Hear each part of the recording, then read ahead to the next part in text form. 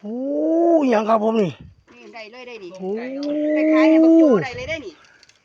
นี่200โอ้ครับปูเอาบ่โอ้คนไหนก็ลอกอีกดูนี่โอ้ไปจัดการสงสัยต้องเข้าตลาดครับผมมันใหญ่เกินใหญ่เกินที่จะกินนะครับน้องพี่น้องเฮา โอเคโอ้ใหญ่เกินที่จะกินครับผมเขาจะซื้อแล้วกินมากินเอาแม่แม่นโอ้โอ้ยยอดไปเลย ว่ายี่โซ่รุ่นนั่นกันครับ อีศพครับผมอีศพลุงว่ายี่โซ่ อีศพครับผมยี่ศพครับผมยี่ศพใหญ่ยี่ศพใหญ่ครับผมโอ้นอนออฟบีเคเป็นผู้ใดครับผมโอ้